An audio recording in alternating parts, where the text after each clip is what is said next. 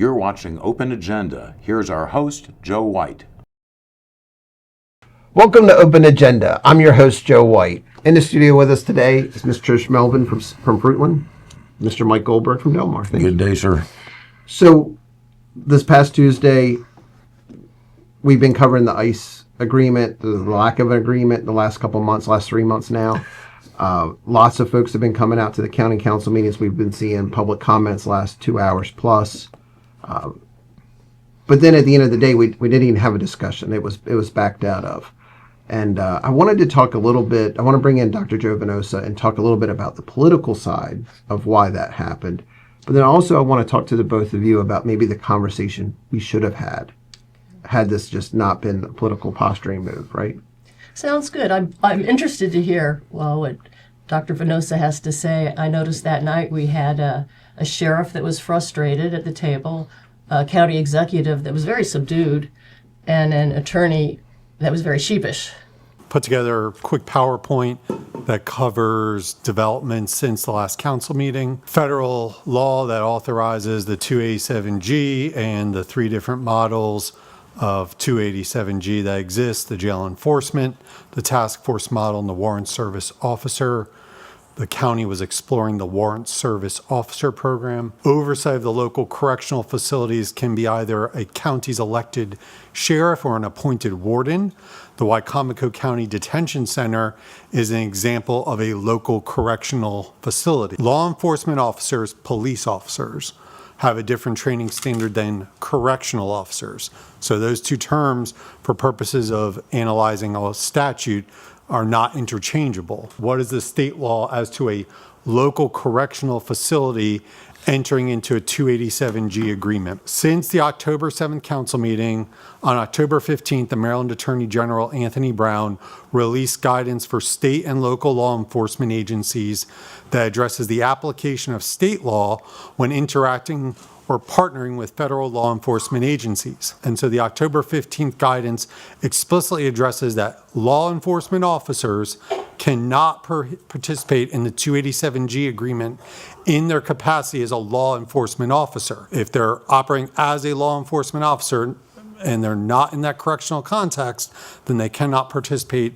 in the 287G. Department of Law's conclusion based on that guidance from the Attorney General is that the October 15th guidance concludes that a law enforcement officer engaging in cross-designation, for the purposes of immigration enforcement opens the county and the individual law enforcement officers to litigation. The county can engage in a 287G agreement at the jail, but only utilizing correctional officers and not law enforcement officers.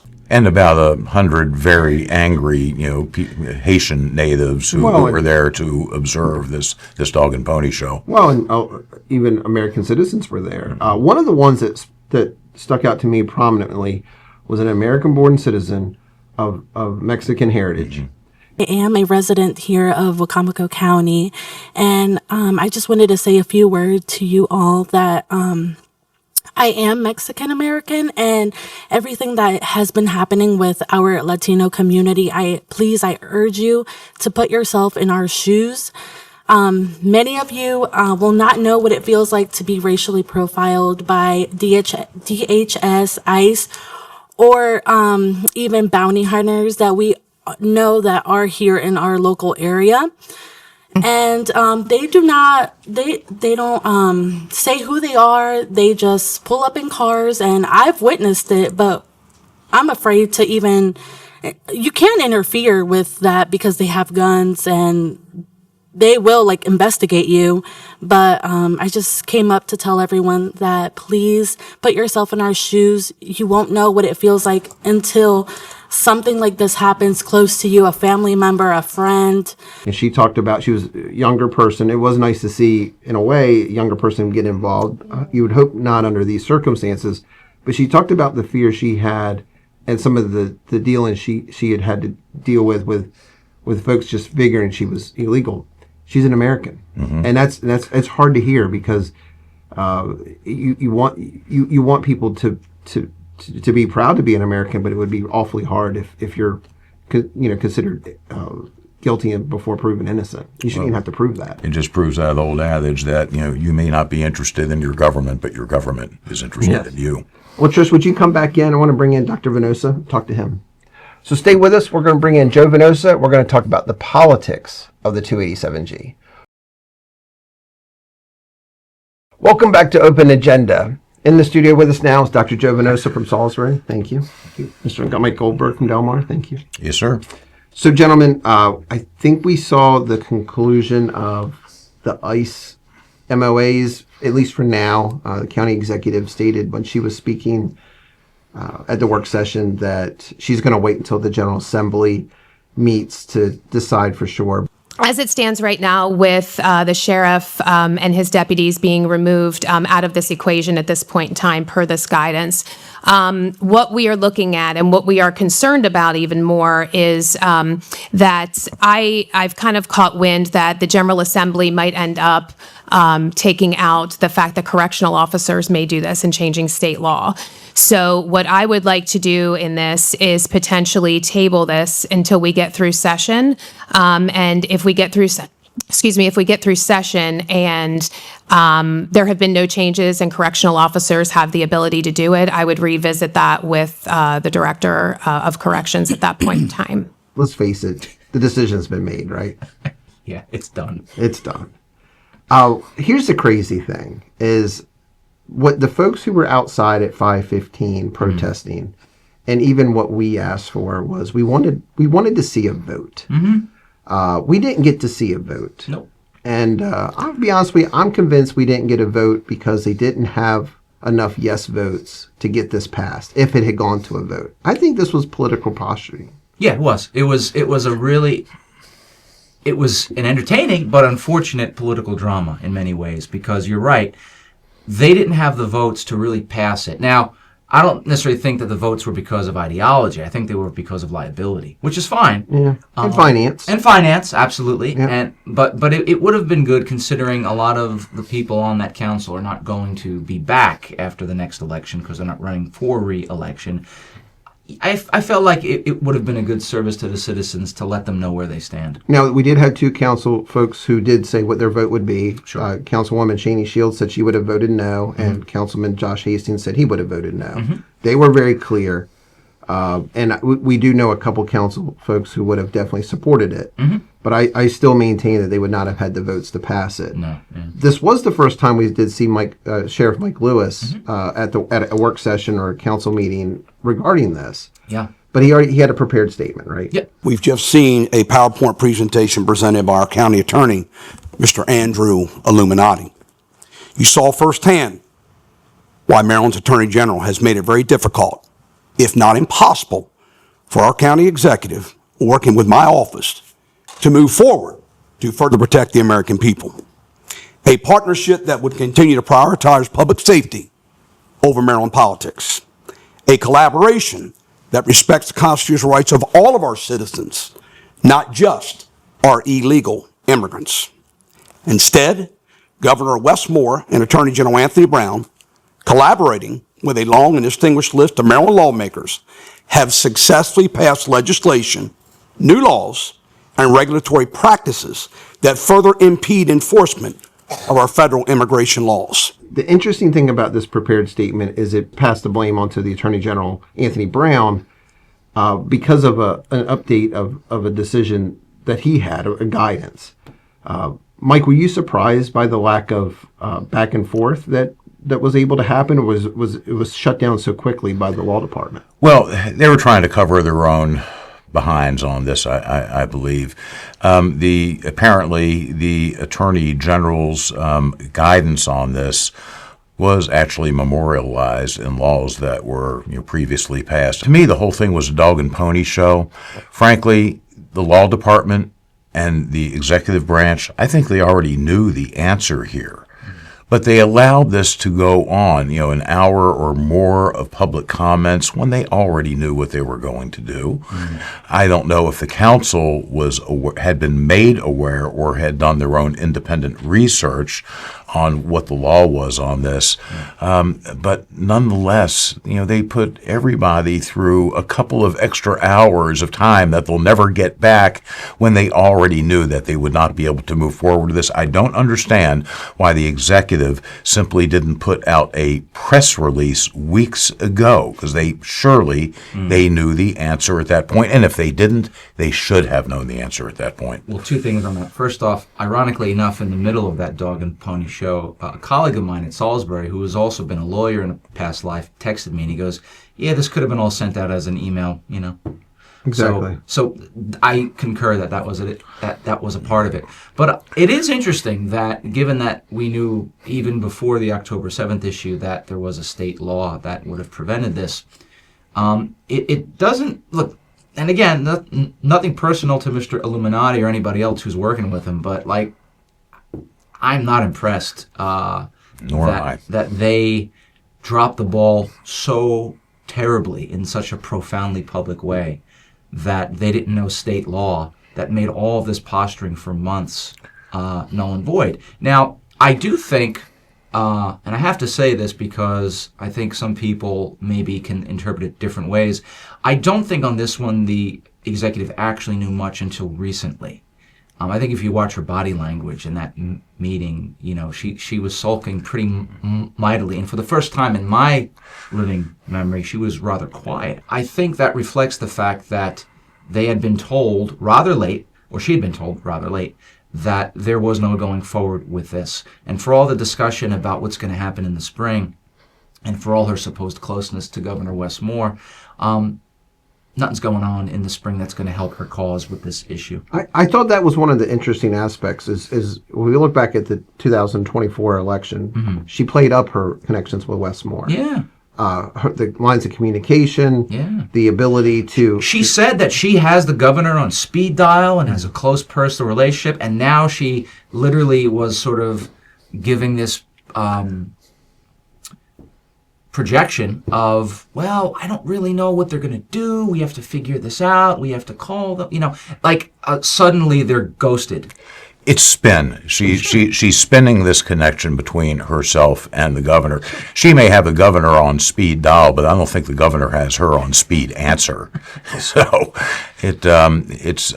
she's just representing to the public that she has this tight relationship and can get what she wants. But I think this is at least one example that she really doesn't have that kind of power. And it needs to be said and clarified for the public. This was a major loss for the executive. This took away a lot of the red meat that she was hoping to run on. And it also, as the Baltimore Sun indicated and as other people have talked about, this has gotten community attention and they've been riled up. And I'll say this, certainly anybody in the immigrant community who can vote or their relatives are going to know pretty well who they're not going to vote for next year, assuming this person gets through the primary. And I have to say, one of the most unfortunate things during this whole ordeal, and I would talk to some of the people in the Haitian community and other groups, just citizens who would go to these meetings, and they all really did believe, right, that this 287G program would kind of do what they're seeing in other places in terms of the extreme footage and the abductions. And I've said this publicly, and I will say it again here, the executive, I believe, wants that. Wants that fear. She wants that fear. And if you talk to anybody who had to endure her as a teacher, she often did that to her students, is my understanding. She really plays up the rhetoric to different sides for her own gain. This is nothing new. In fact, this is really all she has. And it crashed and burned at that council meeting. When you're dealing with a politician, there's different ways of going about it. You can play into the extreme rhetoric, or you can build, as you've said, build a big tent, build coalition. If you spent 3 years only speaking to your extreme end of the political party, even one that I may reside in myself, but you can never build coalition when you really have to start moving people into the greater good. You will never have that support. And we're looking at some financial challenges up ahead for the state, and then because of that for the county. This is where the lack of leadership is really going to play in, and people are going to feel this in their pocketbooks. And speaking of press releases or lack thereof, it's going to be interesting to see as we enter some really challenging fiscal times very quickly Will the executive in her office actually be as proactive in the rhetoric talking about that as they've done about ICE? I don't think so. There's a credibility issue at this point, and just by the fact that she allowed false narratives about that, ICE under this program is going to be sweeping people up off the street. We know that this was not part of it, but she didn't make that clear to the public. She did not communicate to the public that, whoa, this is all this warrant service officer program is going to do. So she didn't put the facts out there, thereby unnecessarily generating fear, division, and angst among the local population. That can be dangerous in itself. It is very dangerous, and I believe Council President Cannon and Vice President Merritt even addressed that a little bit, because they said that they had eventually had meetings with some of the community leaders in the immigrant community, Reverend Toussaint and others, to try to clarify that. Now, the executive often chastises the council for being part-time. They were doing full-time work on this issue for the community. Even though the executive, who has time to go to D.C. for these galas and fundraisers, who has time to hang out at Bob Ehrlich's book tour, who has time to go on White House tours, she has time for all this stuff. She didn't have time to go to one church, one community. So I want to bring up one other aspect. We saw in the summer of 2024, Sheriff Mike Lewis endorse Question A, which would have been to eliminate the county executive's position. Yep. After serving 41 years in law enforcement, I had fully planned to retire at the end of this term. But because of what you just said and the reckless and irresponsible behavior that continues to be exhibited on a daily basis by this county executive, I will be running for a sixth term in this county. We need stability. We need somebody who's going to stand up to this bully and hold her accountable. So let's take that into the context of this 287G. He was sitting next to her Tuesday night. Did seem very comfortable. Do you think, in a way, he may have wished that we didn't have a county executive that muddied the water for this 287G? Or do you think that this whole process is just about political wins? I don't think, I know that's the case.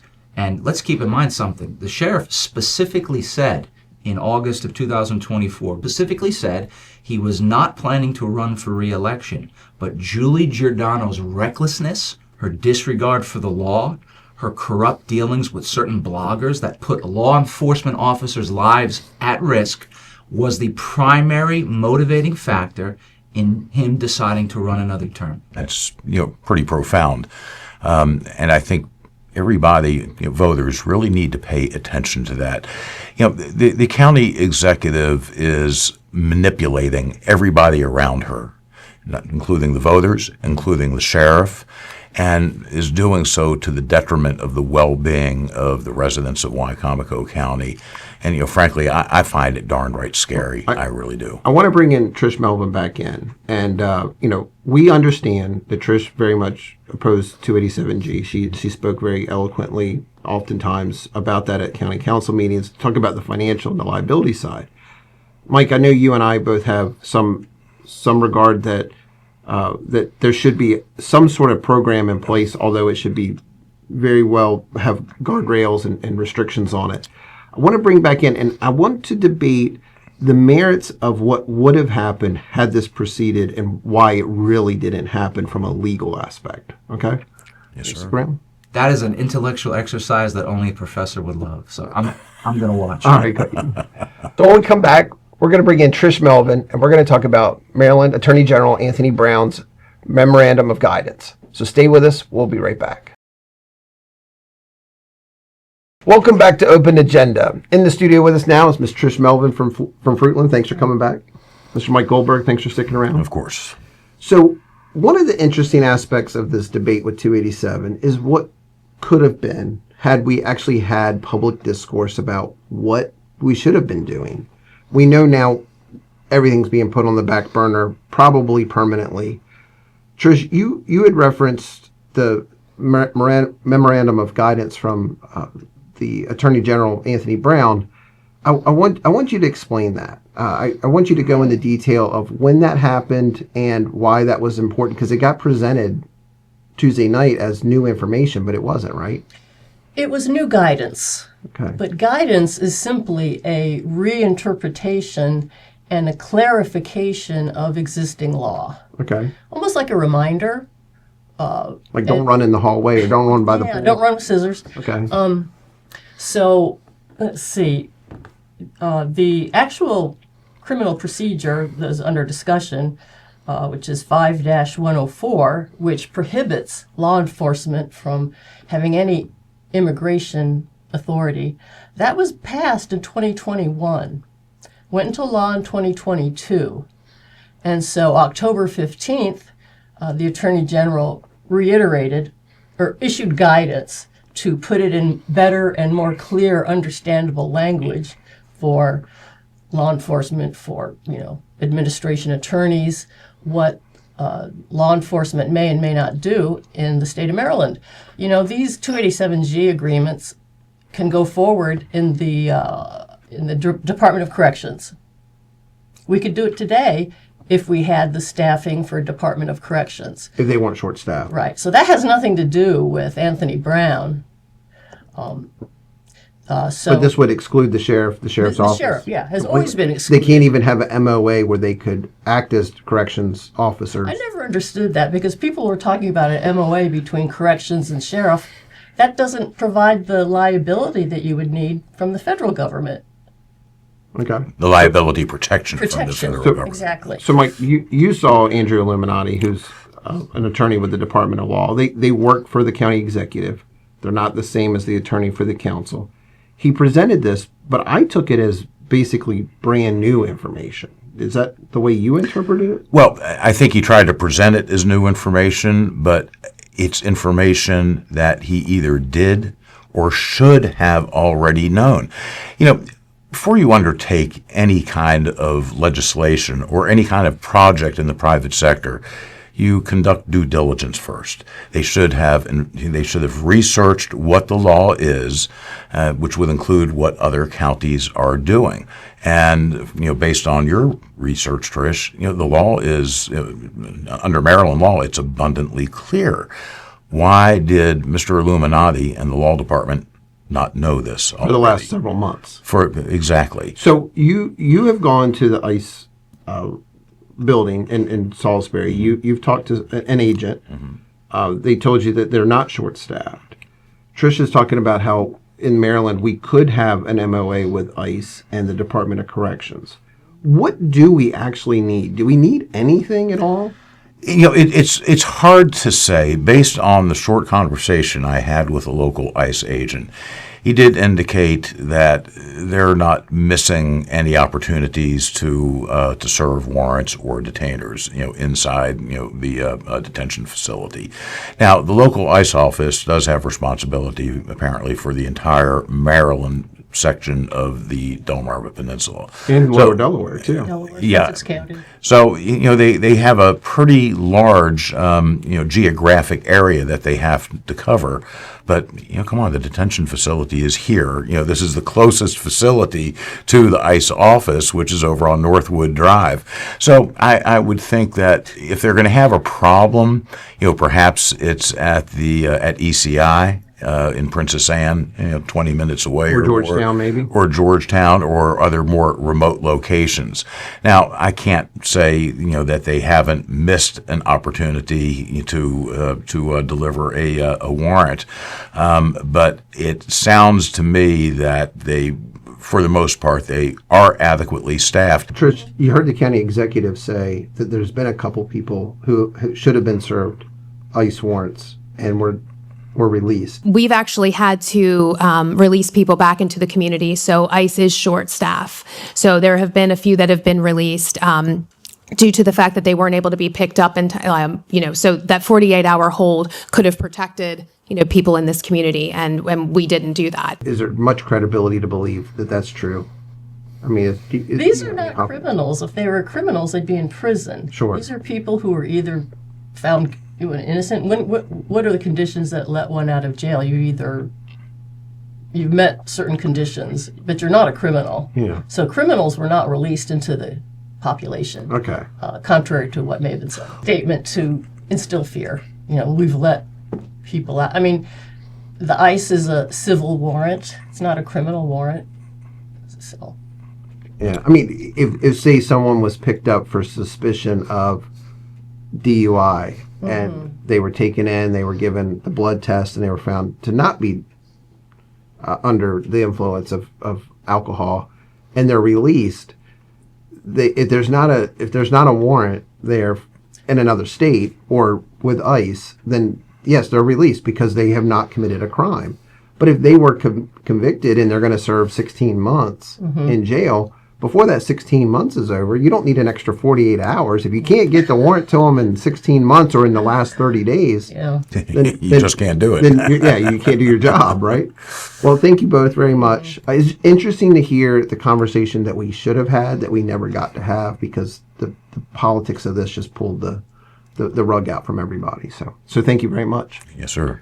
Thanks for watching this episode of Open Agenda. We'll be back later this week with another new episode. The facts of the ICE agreement are relatively minimal, but they've been politicized and blown out of proportion for political ends.